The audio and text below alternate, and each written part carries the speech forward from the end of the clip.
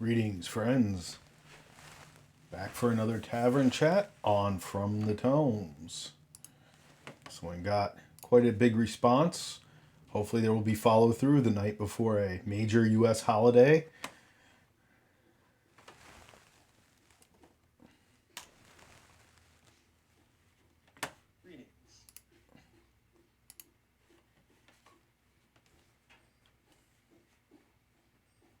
I'm John Harford. Trying to get the video going for you guys.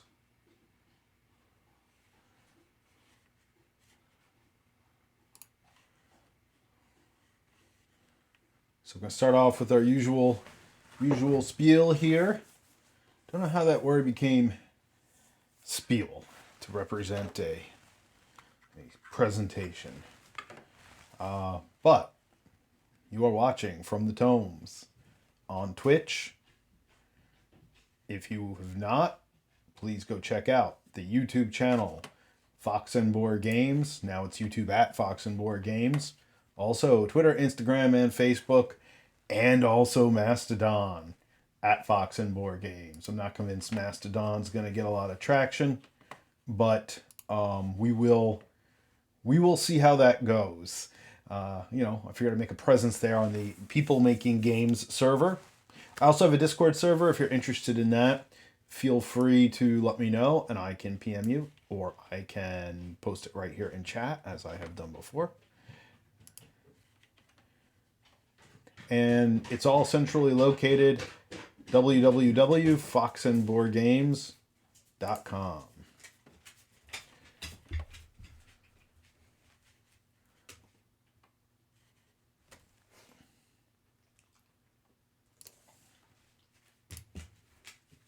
Jump over, open up another window.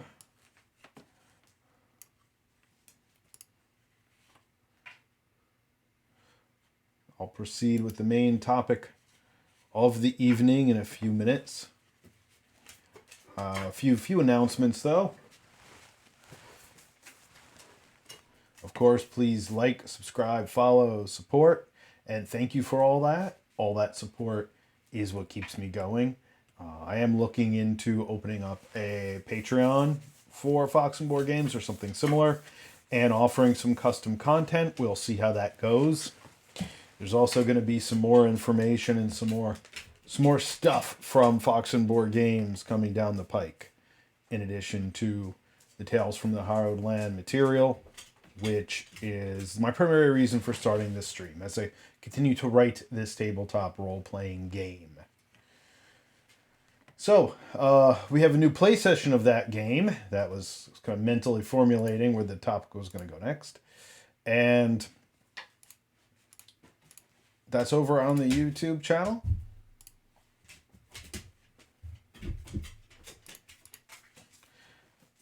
And it is another fun play session of the scenario entitled Web of the Four Hands. It's a murder mystery set in this very kind of dark age, this very, even further back than Dark Ages, kind of Fertile Crescent, almost ancient society, maybe Bronze Age level of technology, though I assume that's pretty ancient. You see we got into a little bit of dungeon crawling here. I have made some comments to some of my regular players in other games and in other groups that if they want to play this, maybe they don't want to watch the video. But it's fun because it... You're prepared for it? Is she passed out? No, she's just on the ground heaving and coughing. Can I ask her to reach as far as she can and see if I can, like... You can do that. You can... Hey, Justin, how's it going? Okay, give me a body too. This was some of our first character damage of this scenario incoming. Unfortunately, Mel's face is hidden behind the map. But No, I'm not too nice. so I'm not going to show too much of that, because I don't want to spoil the game for people who might pop on and play it, because I will be offering versions of it online. The next big announcement is, and it's not a secret if you've been at all following what I've been doing, in 2 weeks I will be at PAX Unplugged in Philadelphia, running a Tales of the Harrowed Land introductory and demo scenario on Friday night, Saturday night, and Saturday afternoon. So if you're interested in playing the game and you're in the Philly area, drop on by. As far as I know, free open play test. I've actually gotten little to no information from the convention yet, which, with my long history in conventions, that's not surprising, or similar events. That's not surprising. So hopefully that will go well. Hopefully people will like the game, and hopefully there will be some sustained interest in stuff going on. So, talking about, I just had a bunch of viewers pop on just as I began to start the actual topical chat. I was just talking about the YouTube the YouTube demo. Well, I hate to call it a play test. I mean, it is a play test because, as we saw, a good deal of this chat is based off of feedback and discussions in the game the other night on the Witchcraft forum. So let me start out the chat where I feel obligated to start out the chat. The term witchcraft. Why I'm using it in this context, witchcraft and the occult. Why I'm using them in this context, these terms in this context, and why I opted to use those terms in this game. So I need to make an immediate differentiation in terms of positioning this as a fantasy construct based on my own research, my many years of research into these topics. It is not in any way, shape, or form referential to modern witchcraft, neo-pagan religions, or practices. I think I've mentioned I absolutely cringed when I opened up one Call of Cthulhu monograph set in the Old West, and they're talking about Wicca in the Old West. Wicca did not exist in the Old West. You can make arguments that some sort of earth-based spirituality has existed for a very long time, but it was not Wicca. It was not called Wicca. And this chat is not at all referencing Wicca or modern neo-pagan magic practices, witchcraft practices, Gardnerian practices, Dianic practices. It is not a reference to any of that. It is a reference to much older folk practices. When I say witchcraft, now the second thing I'm going to say is that I use witchcraft and the word witch in a non-gendered fashion. Yes, we know historically in many cultures, a male witch, a person who practiced magic, it had a different name than a female or a woman of the culture who practiced magic or reportedly practiced magic. And there was often quite a bit of cultural differentiation. Thinking about a lot of Northern European practice, it was not thought that men did this. And that if you did this as a man, there was some question regarding your gender and your gender identity. And that opens up all kinds of really interesting questions, especially when talking about some of these very male-centric neo-pagan cultures that have sprung up around them. And I find it quite interesting that we've followed the British Isles Convention of Witch and Warlock as simply gender designations for people practicing some sort of magic. And we have neglected a much older practice, and a practice in which there was not necessarily, at least until relatively modern times, this huge differentiation in terms of whether or not it mattered if a person was considered a man or a woman. Again, though, this ties into the cultural role of the witch in many cases. So, where did I even come up with this topic aside from making the cute jibe that it is, in fact, if you're missing the spooky vibe of Halloween and you absolutely need more spookiness, this is a great topic. If you, let's see, hey, there's Nikki, hello. If you are, you need wards against your family for an uncomfortable Thanksgiving dinner, this is a perfect topic. So I made those jokes online that this is what this was about. But in fact, it kind of came out of this idea that I spent this significant amount of time this week writing the witchcraft documentation, or should I say rewriting the witchcraft documentation for Tales of the Harrowed Land. Now, I'm going to point out, though I've already said that this has absolutely nothing to do with modern neo-paganism, modern druidism, modern expressions of earth religions or similar sorts of practices. Obviously, there's a lot of root folklore. And when I'm calling somebody a witch, at least in this game world, it is somebody who knows hearth magic or deeply rooted familial and ancestral magic. Now, magic is unusual in this world in that I don't follow the standard, you are this level, you have this magic ability, you get this spell. Hello, Tara the Bard. Thanks for jumping on. Thanks for subscribing.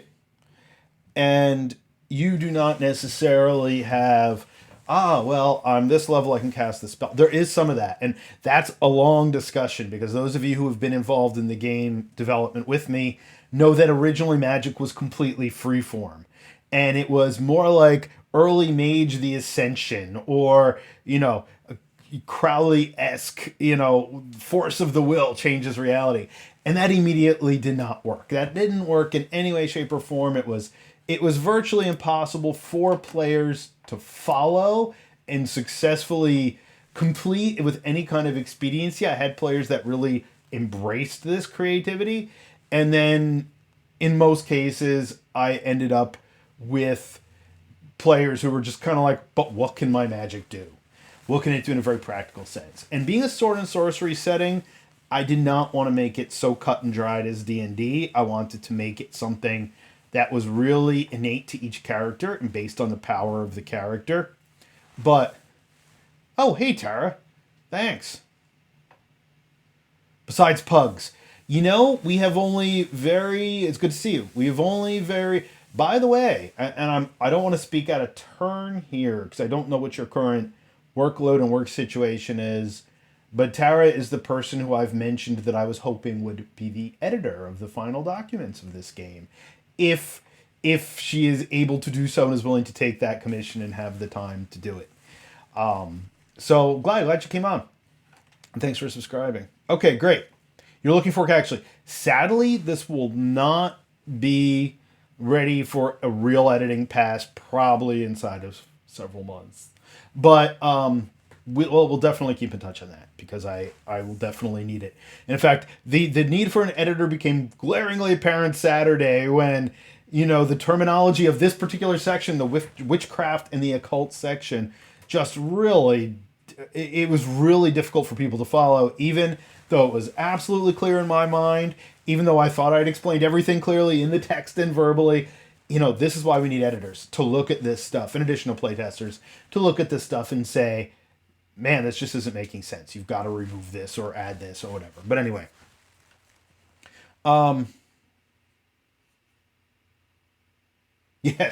Yes, there are dogs and wolves, and there are also various things around that are dog-like and wolf-like that may be natural or supernatural. So we probably should have a whole discussion on shapeshifters because it's come up several times. And one of the cultures has shapeshifting magic, more or less, that they will be able to access at some point. But the way I wanted to treat magic in this world, the way it's treated is that there are three forms.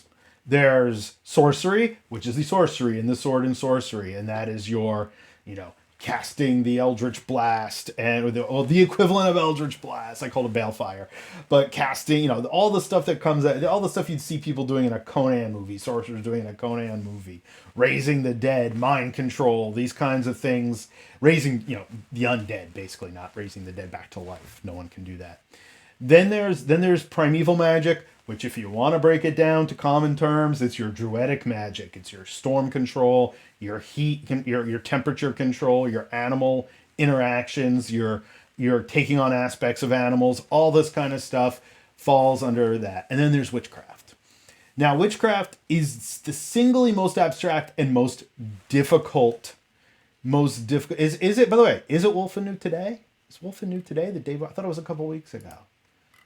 I don't have my wolf is being a couch wolf right now, and he's not. Or he's being a blanket wolf, and he's not here sticking his snoot. By the way, in the recent playthrough on the YouTube, there is a dog snoot that appears because there was pizza at the table. So a dog snoot does appear over, and the owl cam zooms in on it, and it's hilarious. I don't know if it's today or not. I haven't really followed it, but so there is animal bombing. Okay, yay. There is animal bombing aplenty in some of these playthrough videos and in some of these chats, as you know, if you've been on here a lot. So what do I attribute to witchcraft that I don't attribute to anything else? Well, I looked at the folkloric roots of our mythology surrounding witches. Now, there's a great deal of crossover conceptually between witchcraft and sorcery. So I separate witchcraft from the occult. And again, these are all very broad terms that I do not, but when I'm saying the occult, it is not quite A.E. Waite. It is not, Telema or Crowley-esque magic. It is not, chaos magic. But there are elements of all of that. Well, there's actually more elements of chaos magic and witchcraft because they deal with entropy. Witches are the ones who deal with entropy. Sorcerers deal with control. If we want to break it down to that, they deal with control over spirits, over demons, over other humans. They can create damage through their spells, or their effects. They can do these kinds of things. Whereas the witches are unique in that I adopted several of the things that are generally attributed to witches, and that would be enchantment.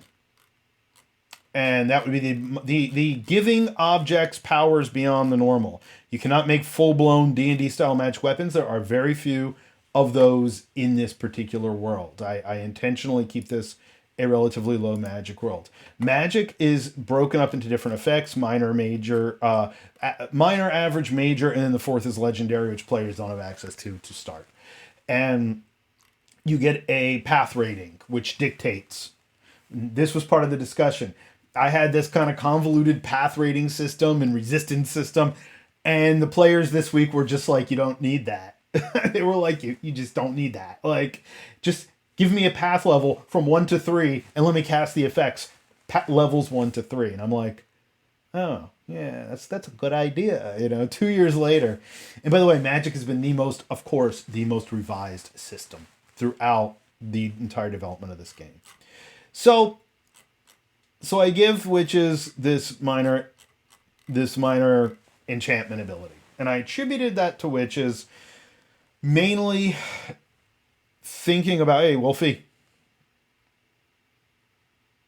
Well, the professional editor is actually on right now. Tara the Bard is the professional editor that I've alluded to that I would like to work with my game. So it's great she's joined on tonight, and it's great. And yeah, she likes witchcraft and the occult and pugs. Those are her 3 selling points. Three talking points that she likes the most. So,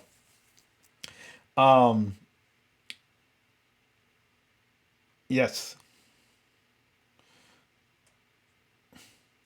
Yes, absolutely. And that's something that Tara is familiar with, all those things. And I have seen her work in other non-game related stuff, and I've seen her in game related situations too. So, that I was absolutely, definitely interested.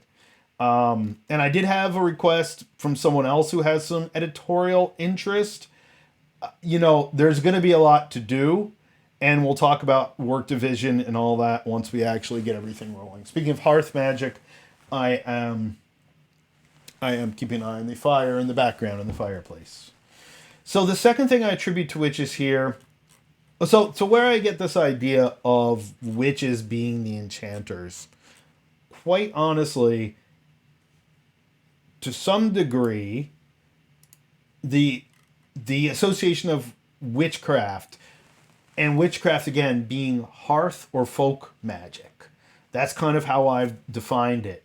Versus sorcerical magic, which is your traditional form of more ritualized magic, of more, draw the magic sigil and do this. Though a sorcerer doesn't need to do this in this world. They can cast the magic almost automatically.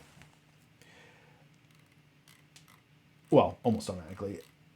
I wanted somebody that was attributed with this idea of making the ordinary more than ordinary. And if you need that done, you go see a witch.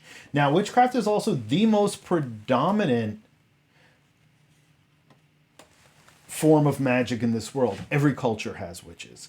Every culture can... Now, for those of you who are just tuning in, who haven't been following, this is a human-centric world. There are no demi-humans, at least not to start, at least nothing that anybody can play. So this is the most common sort of magic that appears in every culture because it's related to ancestry, to hearth, to personal and cultural folklore. It's not simply, pick up a book and learn magic. And I'll also note too that it was brought up to me early on, does the term witch have a negative connotation in the minds of many players, especially those who don't necessarily come from, a pagan background or anything like that? And I said, well, the game's called Tales of the Harrowed Land. Should tell you right off the bat that it's kind of a darker place. And considering the other main form is sorcery, and primeval magic does things like uses the bones and ashes of ancestors to work some of it. I don't think that the use of the word witch is out of place. And again, I chose to just keep this non-gendered. It doesn't matter to me if the witch is represented as a boy, a girl, a hermaphrodite, androgynous, eunuch, all of the above. None of that matters to me as the author. To me, witchcraft is simply just a generalized term indicating that it has folkloric roots versus the roots of supernatural origin, which is sorcery, that you're pulling energy from somewhere else, from another plane. Let's call it another plane. Or primeval magic that's being pulled from the ground and the air and the elements. So that's how I'm defining it. Who else do we have popping on here? Hey, there's Freed. How are you? Good to see you.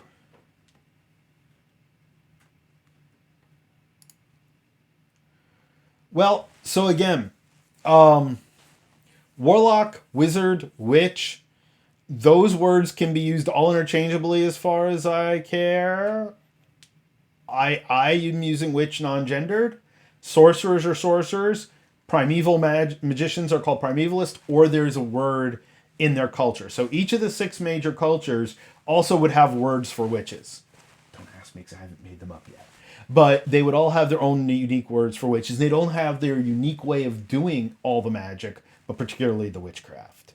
And I've also witchcraft so this is also, I have unapologetically called this a part 1, and here is why. Because every time I go down one of these rabbit holes of something like character races, character culture, religion, it's such a big topic. We only scratch the surface of it. So I will get deeper into some of this terminology in a later talk, and we'll be revisiting some of these topics in the new year. But the occult, to me, what differentiates witchcraft from the occult, even though from maybe the 1960s onward, they were used almost interchangeably in pop culture, is that historically, the occult is assumed to deal with an otherworldly power or entity. Now, you can argue, of course, that the same has been attributed to witches, especially past the 1500s, when witches were attributed with trafficking with the devil and flying around on brooms and, and all these other things that the witchcraft scares from the, I guess, probably 1200s on, generated this folklore where that intermingled this concept of these sorcerical concepts, these occult concepts, with the idea of what a witch is and what a witch does. But before that, witches served a very specific cultural function. They were healers in most cultures. They were community guides. They were diviners.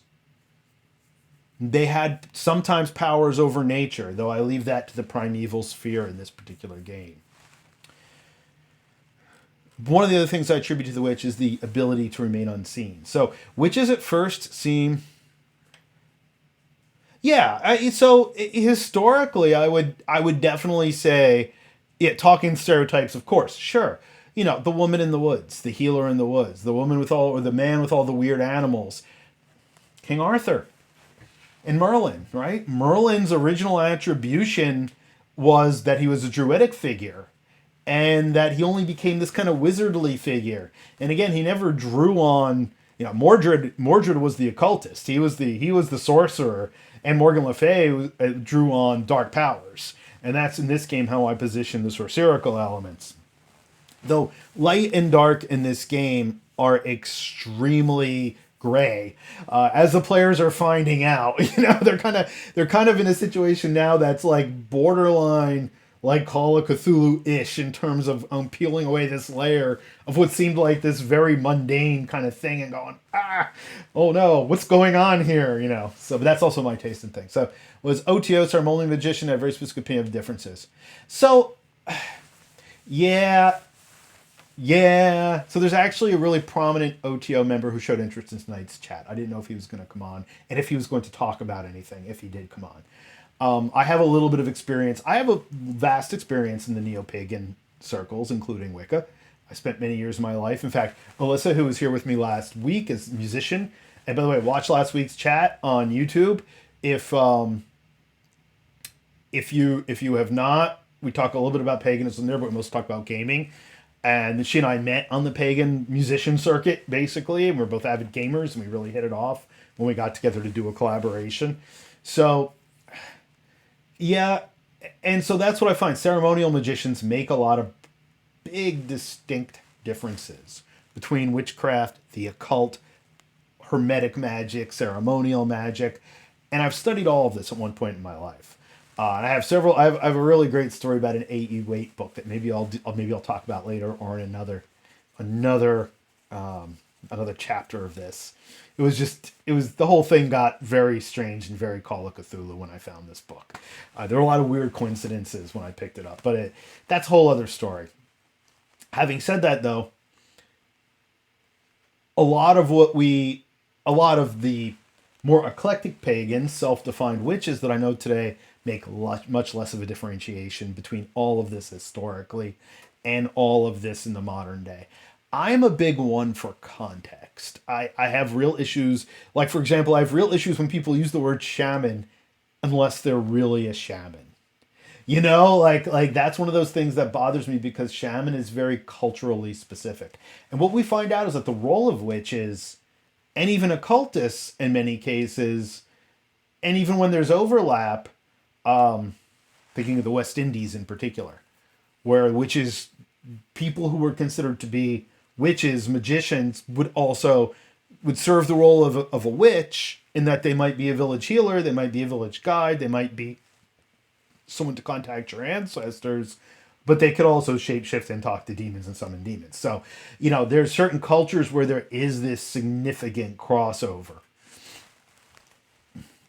Just in a very brief kind of overview here, there's several other powers I attribute to witches here. One is Evanescence, which is the ability to disappear, the ability to make things hidden and to themselves be hidden, because this is a common trait that we find in stories of witches all throughout the world, that they have a way of not being found when they don't want to be found.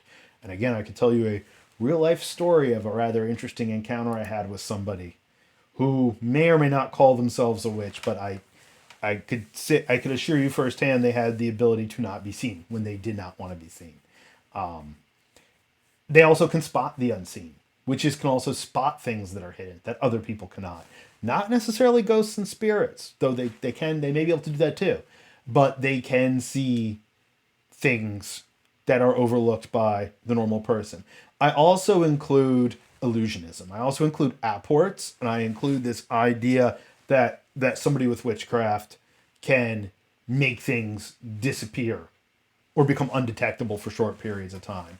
And again, so magic in this game was originally a lot easier to cast, so I scaled back a lot of effects. What I had to go back through this week and do was actually beef up some of these effects, because the witch was getting a little undersold compared to the primeval magic and the sorcery, which could do these like amazing battlefield changing effects, even at basic levels.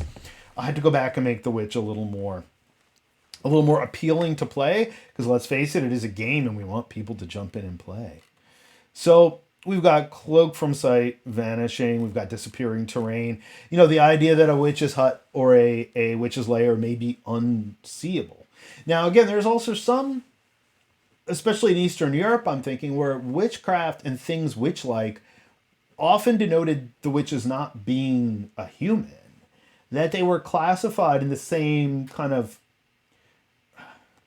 supernatural or mythical territory that was afforded a werewolf or a shapeshifter or a spirit or a vampire. And as I've talked at length in my other talks of this nature, all of those things at one time or another kind of become melded together in folklore.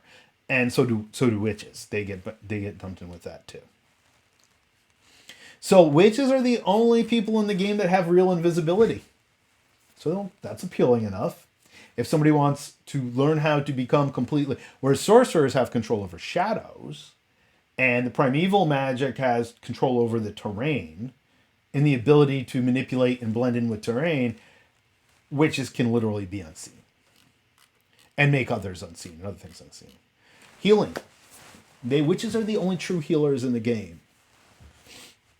And this is where things get complicated.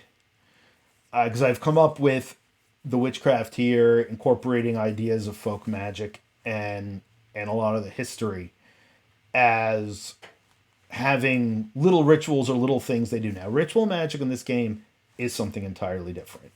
It is complicated. It is long. It is not meant that you sit down and make a ritual and you cast it that game session. It's your this is more like traditional ceremonial magic, in that your character can, if they have the ritual skill, can start developing a ritual, and usually like within like a month of game time it's done. But they're powerful, and you need more than one person to do it. So that's where I tie in the ceremonial magic. And by the way, any of the types of magicians can use ritual casting. So that's, and that more closely mirrors some of our pop culture folklore. Yeah, so that's what I have here. I have, so it's funny because Curzon, Tom and I were talking, as we often do, about Dragon Quest. The archaic competition to first edition Dungeons and Dragons, which in my opinion, it was actually a better game than Dungeons and Dragons.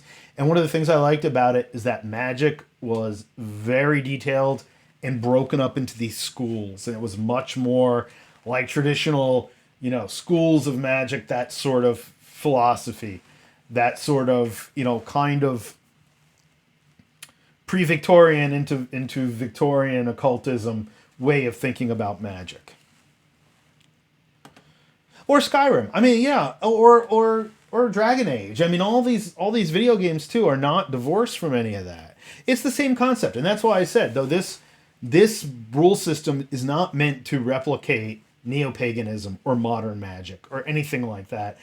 Obviously, I've researched the same sources that the authors of occult and magical texts, as we are familiar with them, researched. And I'm not going to deny that. I mean, it'd be silly to say I did not research or absorb over the years various kinds of supposed magical practices that I've incorporated into this. Well, so sci-fi to me isn't divorced from this, and that's what's interesting, is that one of the early comparisons that someone made of my game world, that they got the feeling was also a little bit of John Carter on Mars, with more magic thrown in. And, then someone asked, well, is this... Well, right. So the old quote, sufficiently advanced science is indistinguishable from magic, right? We know that. Like, we know that. If I had shown someone in the 1910s a microwave or a cell phone, they would have been convinced that I was, an occultist or a magician. This game, it's pure fantasy sword and sorcery. I was asked, oh, is this like an aftermath of an apocalypse? Is this our world when our sun goes red giant? Is this what happens to it? And I'm like, no. I'm like, it's nothing like that. It's not even Earth Dawn, because Earth Dawn was one of the most interesting games out there, and the way they handled this used to be technology, now is magic. It was a brilliant game. I've heard they're kickstarting a new edition of it. So yeah, Jedi, space wizards. I've always said Star Wars is fantasy. Star Wars is fantasy set in outer space. It's not sci-fi, which I'm fine with, by the way. But to me, sci-fi is something very different. And if you have a sci-fi game and you want to incorporate this idea of psychic ability, but so Stephen King once said he wrote this, I guess, in the 80s or 90s, that the most Lovecraftian movie released to date was Alien. Because we went and found the Elder Gods. We went and found a great old one. It didn't come to us. It didn't have to be summoned. We went and found it in its native habitat. And there's been a lot of that too, that what if you encounter this alien race with some ability that is, to our minds, magic? And it doesn't have to be an advanced race. It could be a primitive race that can do something with the laws of physics that we don't understand. Right? Healing. The only form of magic in the only form of magic user in the game. Now, mind you, this game also has no classes. It's skill-based and gift-based. Magic's a gift. It's the most expensive gift in the game, because you can do a lot with it right off the bat. But healing is the province of the witch. They are the only healer in the game. Let's see. So, Agents of S.H.I.E.L.D. kind of goes there. Yeah, I didn't really get deep into. It could be a ship of space hippies or Lovecraftian horrors or whatever's. Yeah. Well, yeah, and exactly. And so we've had a lot of talk about that kind of stuff on here too. Where we talk about different forms of gaming and different formats of gaming and these kind of modular games that are setting specific versus games that are kind of open setting and you make it. McNancy, who comes on here, I guess you're out of luck. So about the game in general, because you also haven't been here for a lot of the chats. It is very sword and sorcery, very heroic. Characters are extremely badass right out of the gate. They heal on their own very quickly. Having said that, you can play a character that is entirely non-combatant. You can play a politician if the setting accommodates it. You could play a baker, right? I mean, you can do whatever. You can play a master baker. You have a master brewer. He also makes potions and poisons. But Justin's playing a master brewer. Well, he's also a sorcerer. Okay, so yeah, he's not just a brewer. But if you need healing, and there's no really healing potions. There's no concoctors can make poultices. It's up to the players to figure this out. It's also very story-based. So it's less about entering an environment and responding to threats like a dungeon game. It's more of a role-playing game closer to some of the White Wolf stuff in form. And how I've run it, at least. Having said that, I think it's up to the players and the game master, called the Overseer in this particular system, to decide how you're going to organize the party and the scenario. This is a very combat light scenario, but we still almost had someone get killed through one encounter. The character who unfortunately is the physically weakest got the brunt of the physical damage, and the witch did stop her poisoning. Did thwart the poisoning and attempted poisoning, which was the scene that I showed at the beginning of this video. So yeah, they can heal. They can purge poisons. They can men bones, all these things that we attribute to, for lack of a better word, let's say folk or hearth or tribal magicians.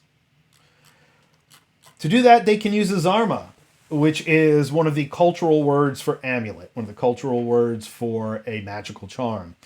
Now, in this game, you can buy with your gift points, or you can have made focus devices on other augmentations to help casting your magic. But if you learn these paths, if you learn the witch path, you automatically have the ability and automatically start with these basic charms, I call them. Charms that help enhance your effect. Now, you can cast without these charms, so I don't want to limit the player. But if you have a charm and if you take the time to use it, the game time to use it, you get bonuses. So that's how I employ it. So that was part of the confusion too. Like you know, the Diana who's playing the witch in the group, she had like these 3 different magical items she got to juggle to start, and what do you use when? So I had to go through and clarify that and what they exactly do. And the second of which is the second one of these that uses this is the sight. The thing that witches are most often attributed with is the ability to divine information. Historically, culturally, there is no witch in history that does not have some ability to divine information. Divination. So these are the most abstract things in the game. Divination. This is very much up to storyteller discretion. It is a storyteller, yeah. I just slipped into White Wolf mode. Overseer discretion. You know, what do you gain when you ask a witch a question and they roll their dice and they have to declare what effect they're trying to use, minor, average, or major.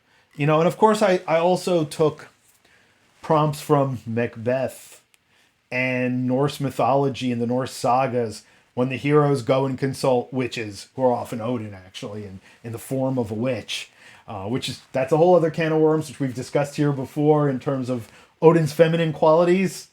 I saw Amon Amarth last night. I don't think I would tell most of the guys in the audience that Odin had feminine qualities. It would upset their Brawlhalla masculinity.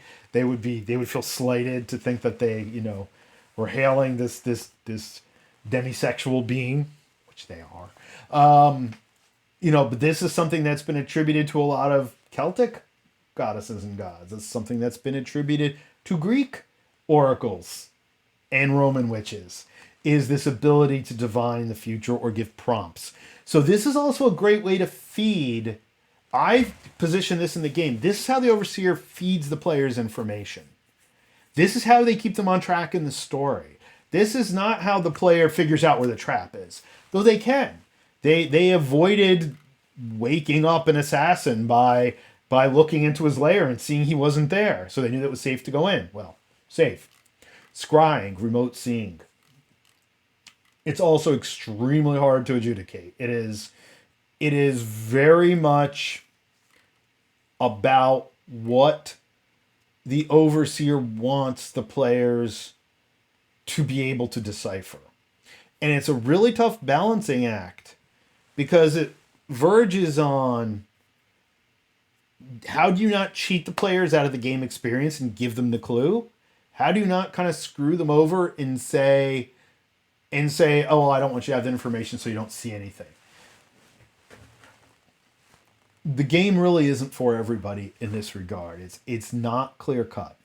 It's not D&D or Pathfinder. And again, I play both of those, and I run D&D, and I love Pathfinder.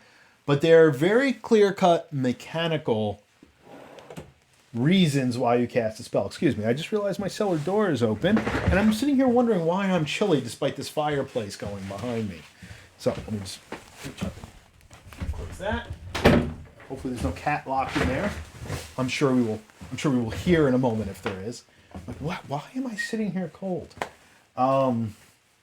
So the far-seeing, the scrying, witch eyes. So witch eyes involves, this is your Auspex vampire players. This is basically your Auspex where you can do some mind reading and speak into people's minds and see auras. or lack thereof, or psychometry. All these things that are kind of attributed to psychic abilities. This is where a witch could kind of take on more of a modern fortune teller trope, or an historical witch that's able to touch things and see, give prophecy. Again, this was not easy to write. It is absolutely not easy to adjudicate. And we're finding out it's not particularly easy to play. Now, the person who is playing the witch is a longtime vampire player, so they're used to these kind of free form, like, all right, so this is how I use these abilities. Now I have to use them in a very specific way to find out things, That's been a little bit easier than if I gave it to somebody who was used to maybe just playing a warlock in 5th ed, where you're a very kind of limited caster fighter, hybrid.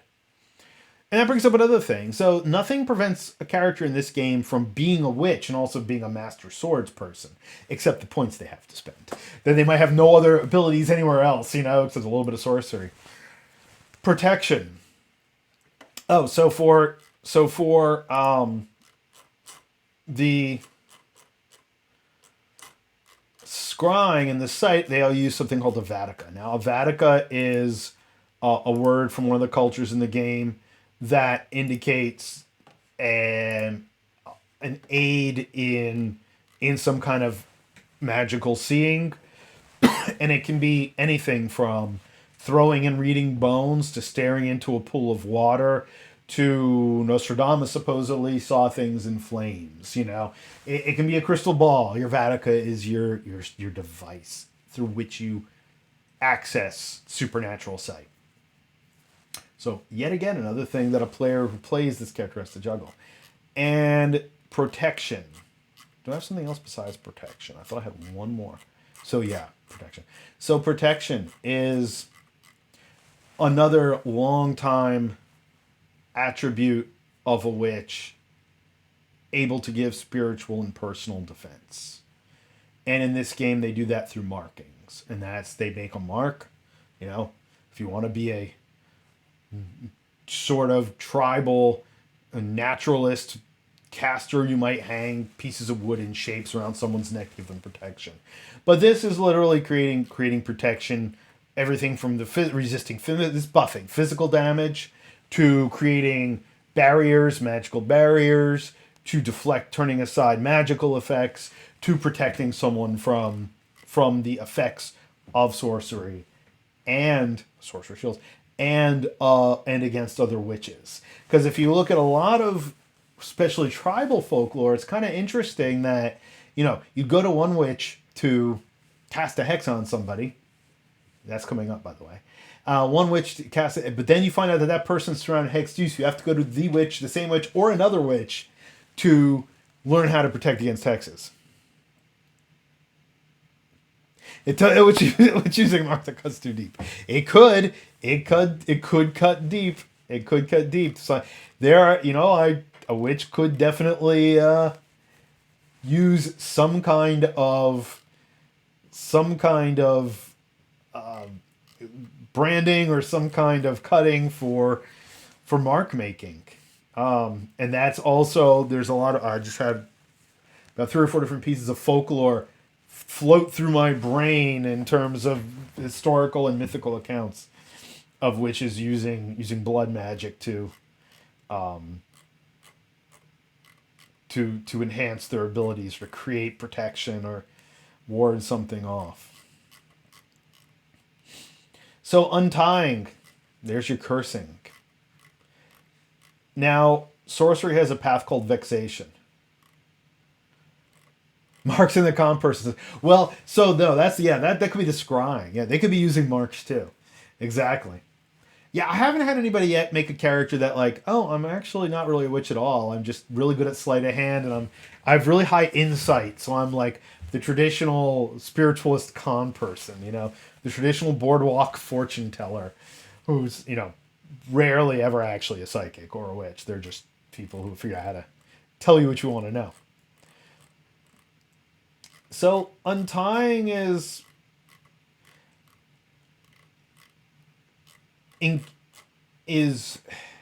enhancing already entropic effects. So I use the comparison of untying a knot because this is one, tying and untying knots has this really interesting place in both fairy and witch folklore. That both fairies and witches are attributed with this thought that they could tie things into knots that weren't supposed to be tied and untie valuable knots. So I wanted to include this concept of untying. And what this does, so there's vexation. Sorceress vexation. The sorceress can cast vexation, and what that does is that actually reduces your die rolls by cursing you. That actually has this tangible mechanical effect through cursing. So pause for 1 second. I'll be back momentarily.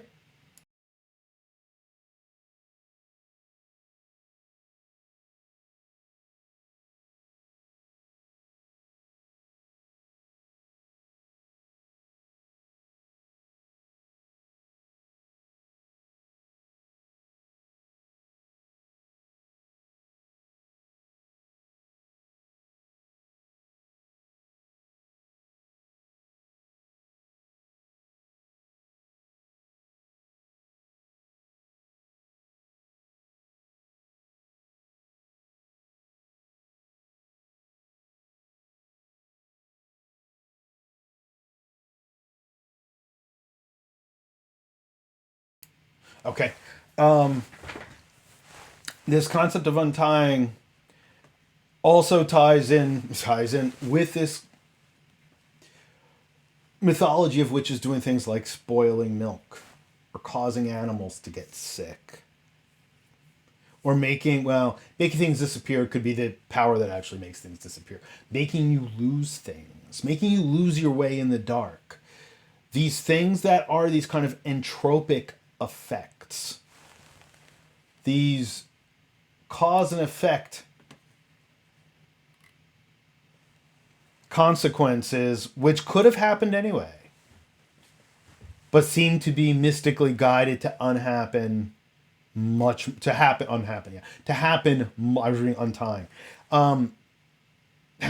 more quickly. So this is definitely something that, in other words, the rung of a ladder, a wagon wheel, or a wooden support beam cracks and breaks. That's a minor effect of the untying. And I talk about this in relationship to our own real world folklore, that these are some of the things attributed to witches that cause it to be confused with sorcery and black magic. And in fact, a lot of what witches reportedly did to people who had crossed them was as a response to being offended.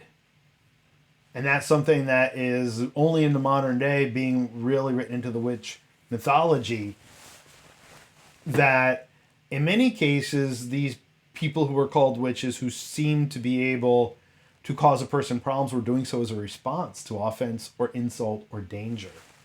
And in that regard, they sometimes do start to share qualities with tribal, we'll call them druidic figures. So this is the control over the forces of entropy and channeling the forces of entropy. And that's witchcraft for my game. So it's less about, in this case, it's less about magic and less about causing these very tangible effects. Now, so far, no one in the game can throw fireballs or cast magic missiles, right? And I was thinking about this earlier. So if you think about early First Ed Dungeons and Dragons, for example, or even earlier Dungeons and Dragons. Now, first of all, the spells were all geared around a war game sort of scenario and war game mentality. But second of all, they shared very little in common with actual accounts of real world or mythical magic. They were definitely high fantasy. Like, they definitely had fallen into pulp and high fantasy. And I think one of the most memorable things was reading the early versions of the Player's Handbook and seeing these, these elaborate rituals to cast some of these spells that looked like they had been taken right out of an A.E. Waite book, or the Book of Ceremonial Magic and transported into D&D. And this is, of course, why D&D originally had this reputation of devil worship. Though, we'll start from the fact there were actual devils roaming around, and you could summon devils. Despite all, and besides all that, the detail with which these fantasy game spells were written led people to believe that there was some sort of occult source there, which of course the occult source was pulp fantasy. It was the same occult source that everybody uses. And I think D&D kind of carried that further in the later editions and refined what we think of as role-playing game magic and tabletop gaming magic as this very functional way to defeat existing game mechanics. And I think at one point, Neil had even said that, like, isn't magic really just kind of your cheat system in most games? Isn't it just kind of the way you circumvent rules? And I didn't want it to just be that in this game. I didn't want it to just be you do damage with special effects. I wanted it to be something that was inherently tied to the game world, and as I have with most of the other things in this game, gone back through into our own witch folklore and occult folklore, and figured out how to work these ideas that I found interesting into a game that's even playable. And like I said, when we first sat down with the witch a month and a half ago and made the character, the first one of the game, I was not even positive this was going to be playable. It's much, even with the work that I'm having to do to rewrite it, you know.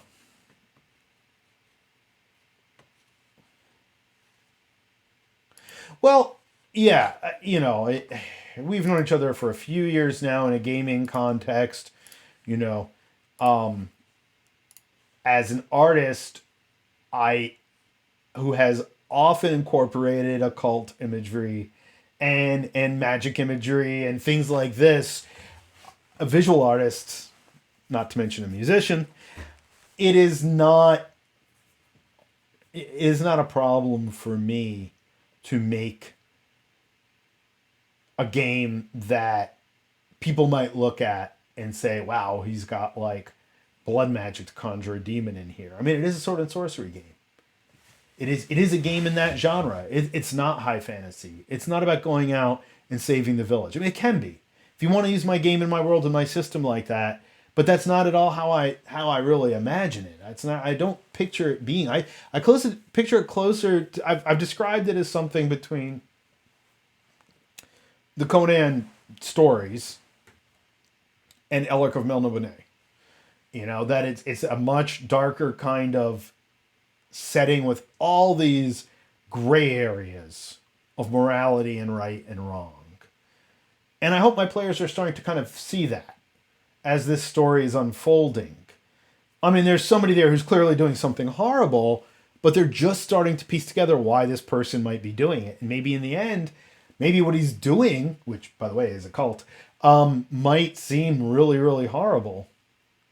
So over on, I have 3 games up now, and I'll go back because you might have jumped on after in the beginning of each of these things, I give this little spiel as to where you can find everything.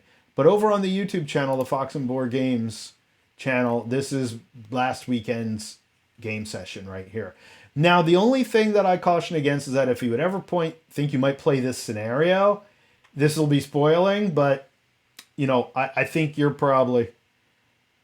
Yeah, I've had people do that. I had at one point my friend Lisanne, she's like, I spent 20 minutes logging into Twitch and you finished the chat. I was like, yeah, I was actually only on for about an hour. You know, this is, in fact, where I'm archiving. I have 3 sessions of the game archived. Each one's about 2.5 hours over at Fox and Board Games. And again, you get to see a lot of the magic actually in action there, and you get to see the rest of the game in action. You get an idea of how it's played. I'll be at PAX Unplugged. I forget where you are now, or if you're going to cons or anything like that, but I will be at PAX Unplugged Friday and Saturday night running the game. Yeah, that's fine. So, well, I will be looking for groups to run it too, to play test running it once the document is closer to completion, which you'll probably know before most people if you're going to edit. So I think that concludes my talking head portion of tonight. Anyone got any thoughts, any ideas? So So my whole thrust with this game has been, as most of you know, to take it away from. Ooh, sorry to hear that. Okay. Yeah, I couldn't remember where you were now. I didn't know if you were up in this area or down there. Um, but yeah, okay. So hopefully next year you'll be able to get up and around, and hopefully we'll. I mean, we should definitely be connecting on this sooner rather than later. I'm predicting by late spring I should have a document ready for people to read. Yeah. So, and I will probably be offering online sessions of it, and not that scenario either, a different scenario.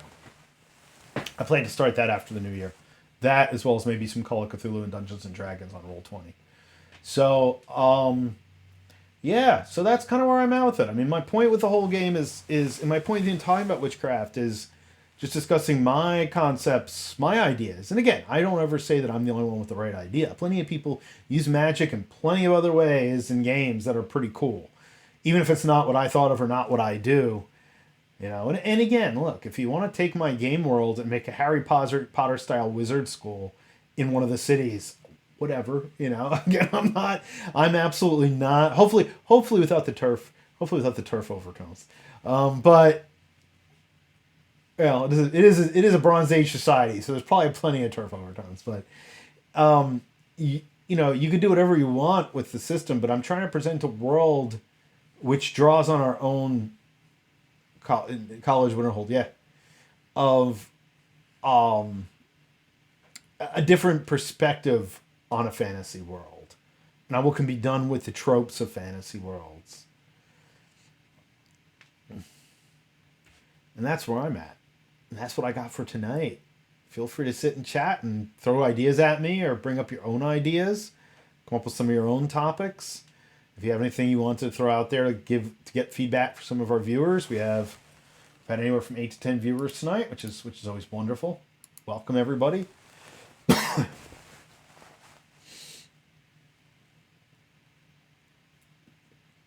as I said, I will probably continue this as the game develops, and I'll probably get more into the occult aspects in another talk.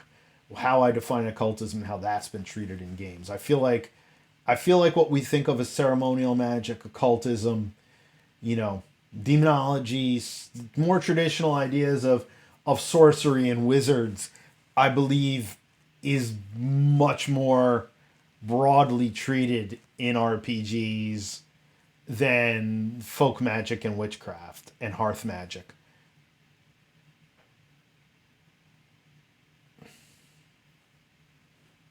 Yeah, I mean that's definitely a way to take it too.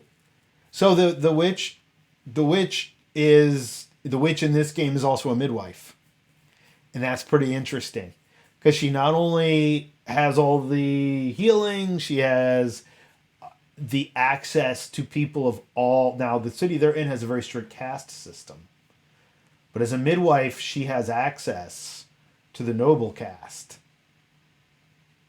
Particularly women of the noble caste, and it's a great way to find out information. And in fact, some of their early information was her going to a woman who had just, you know, she had just midwifed a child's birth, and she went to check on the baby and then proceeded to pump this guard's wife for information about something that had happened the night before. So it's also a game, especially in this particular city, where social status and social ties mean quite a bit in this particular scenario. The previous playtest I ran, the previous scenario I ran was this kind of almost 2-year long tour of the world, cross-country adventure. We're trying to bring this artifact back to their employer. And of course, you know, everything went wrong from, you know, the employer finding out the employer's missing to, you know, not getting their money to cultists showing up trying to get this artifact from them and conjuring demons to chase them across the countryside. That was very much more traditional sword and sorcery adventure. The scenario I'm running now is a murder mystery, and they have to use all these tools in this game to find out how to deal with finding information. Because I felt like I needed to run a scenario of this where the players had to function in that capacity instead of just how many points how many wound levels can I inflict when I swing this sword? Which, I mean, that's fun too, let's face it. It is called Sword and Sorcery. And it's interesting, the combat in this past scenario played out exactly like I thought. The weaker characters, yeah, we'll test the skills, and I have a group of players I know I can do it with. And that's a big thing too. Because the one thing I've learned is not everybody wants the same thing out of a game or out of a system. And I want to make this system versatile, so let's face it, if you play witches in a village, dealing with some kind of social issue, great. If you want to be a barbarian who's going out and, at the front of a battle and fighting mythical beasts, great. That's part of what makes this game hopefully a little different from your traditional fantasy RPG. Which again, whenever I say that, I'm not knocking those because, as I always joke around, whoever thought 35 years of Dungeons and Dragons would ever start paying off, right? Like, because I'm able to do things now professionally and creatively. Yeah. And I'm kind of at the point where I like to tell, like, I've run D&D now, 5th Ed, for a group that's varied from 4 to 7 people regularly for over 2 years. And we're taking a little bit of a break from that for a few reasons, but the one thing I've noticed is that it was very easy to run that game in the sense that coming up with a story was not the challenge. And I had some mysteries and I had some complex plotting, but they were usually very happy to get hired to go find something. And that's great. But I wanted to create a game that interested me and also had a little more of an historical feel. I've heard this described as maybe late Roman Empire, in the Fertile Crescent region of the world, level of technology and social strata and all this. And I do have fantasy elements, of course. Yeah, there's this whole back part of the game that hasn't even come to light in any playtest that's like really much more fantasy. And it's, it's there, it'll come out.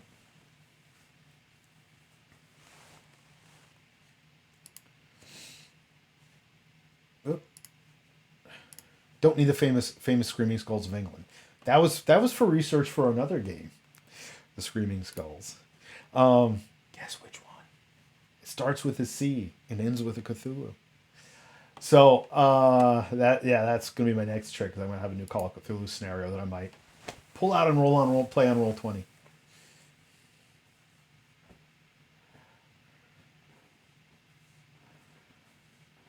So there we have it. I think with that, I'm going to wrap tonight up. Thanks a lot for coming on. It was great to see you, Tara. Thanks for subbing and jumping in and chatting and getting a glimpse at the game. Okay, yeah, great. Great. I'm glad you actually have a deadline to deal with. Though I know that's never fun. Though it's lucrative. Yes, very good chatting. And we shall definitely touch base. I'll catch you in all the usual places as the game progresses.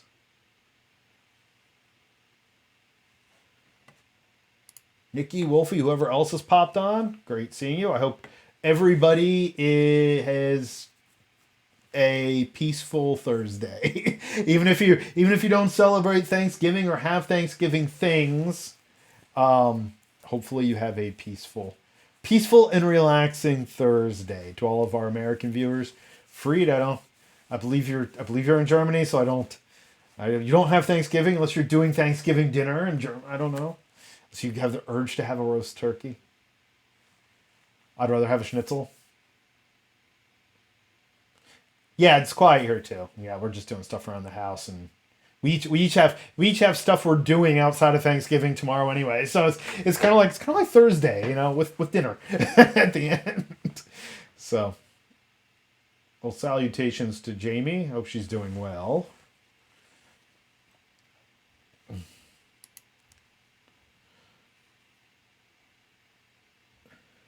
All right, friends. Give the end of the evening chat. Thanks for tuning in so much. Thursday with dinner. Yeah, well, I mean, I'm doing some Thanksgiving-y stuff, but Again, I came from a big Italian family and it used to be a week-long process, Thanksgiving, which always ended in arguments, horrendous arguments. So it's like, I mean, I miss the family. Don't get me wrong, but there are days where I'm just like, oh, wow, I get to just relax tomorrow. even like Christmas now, I'm like, which I don't really observe religiously, which is where the anxiety comes from. I know, and that's why the holidays lost their magic for me a good long time ago. And it's not that I'm a holiday hater or a Grinch, it's that people stress themselves out so much. So yeah, so I'll be smoking a turkey and smoking a cigar and probably working on some music because I didn't get to do too much today. So from the Tomes, Twitch TV from the Tomes, YouTube at Fox and Board Games, Twitter, Instagram, and Facebook at Fox and Board Games and foxboardgames.com. Thank you all for the support, subscribing, and liking. I really appreciate it. Yeah, all right. Yeah, my family made him too big of a deal for a while. I shouldn't say that because, again, I really miss having a big family. But at the same time, it's kind of nice sometimes to not stress so much. All right. Good night, everyone. Have a safe and happy day and a safe and happy weekend. I'll see you next week.